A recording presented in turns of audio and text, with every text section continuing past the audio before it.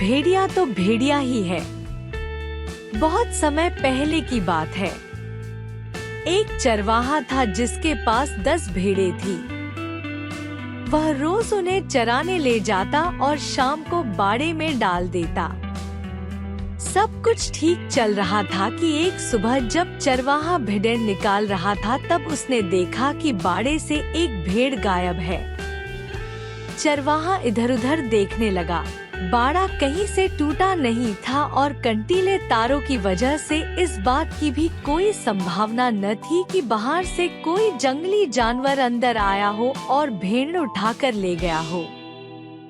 चरवाहा बाकी बची भेड़ों की तरफ घूमा और पूछा, क्या तुम लोगों को पता है कि यहाँ से एक भेड़ गायब कैसे हो गई? क्या रात को यहाँ कुछ हुआ था? सभी भेड़ों ने ना में सर हिला दिया। उस दिन भेड़ों के चराने के बाद चरवाहे ने हमेशा की तरह भेड़ों को बाड़े में डाल दिया। अगली सुबह जब वो आया तो उसकी आंखें आश्चर्य से खुली रह गईं। आज भी एक भेड़ गायब थी और अब सिर्फ 8 भेड़ें ही बची थी। इस बार भी चरवाहे को कुछ समझ नहीं आया कि भेड़ कहाँ गायब हो गई। बाकी बची भेड़ों से पूछने पर भी कुछ पता नहीं चला।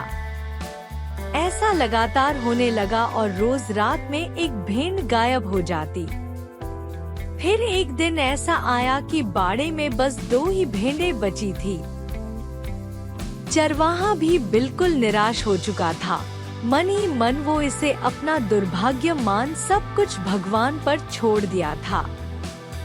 आज भी वो उन 2 भेड़ों के बाड़े में डालने के बाद मुड़ा।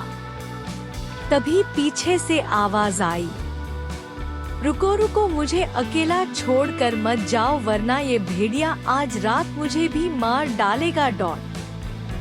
चरवाहा फौरन पलटा और अपनी लाठी संभालते हुए बोला, भेड़िया कहाँ है भेड़िया?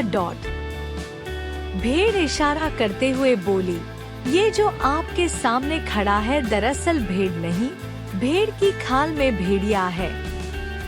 जब पहली बार एक भेड़ गायब हुई थी तो मैं डर के मारे उस रात सोई नहीं थी। तब मैंने देखा कि आधी रात के बाद इसने अपनी खाल उतारी और बगल वाली भेड़ को मारकर खा गया। भेड़िए ने अपना राज खुलता देख वहाँ से भागना चाहा, लेकिन चरवाहा चौकन्ना था और लाठी से ताबड़तोड़ वार कर उसे वही ढेर कर दिया। चरवाहा पूरी कहानी समझ चुका था और वह क्रोध से लाल हो उठा।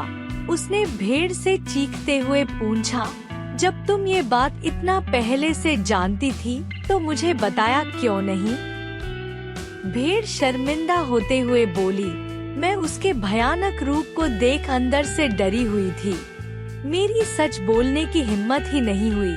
मैंने सोचा कि शायद 1-2 भेड़ खाने के बाद ये अपने आप ही यहाँ से चला जाएगा, पर बात बढ़ते बढ़ते मेरी जान पर आ गई और अब अपनी जान बचाने का मेरे पास एक ही चारा था, हिम्मत करके सच बोलना। इसलिए आज मैंने आपसे सब कुछ बता दिया। चरवाहा बोला, तुमने ये कैसे सोच लिया कि 1-2 भेड़ों को मारने के बाद वो भेड़िया यहाँ से चला जाएगा? भेड़िया तो भेड़िया होता है, वो अपनी प्रकृति नहीं बदल सकता। जरा सोचो, तुम्हारी चुप्पी ने कितने निर्दोष भेड़ों की जान ले ली। अगर तुमने पहले ही सच बोलने की हिम्मत दिखाई होती तो आज सब कुछ कितना अच्छा होता। दोस्तों, भेड़ की तरह हम में से ज्यादातर लोग तब तक चुप्पी मारकर बैठे रहते हैं जब तक मुसीबत अपने सर पे नहीं आ जाती। चलिए इस कहानी से प्रेरणा लेते हुए हम सही समय पर सच बोलने की हिम्मत दिखाएं और अन्याय के खिलाफ आवाज उठाएं और देश और समाज को टूटने से बचाएं। Kindly like, share and subscribe my channel.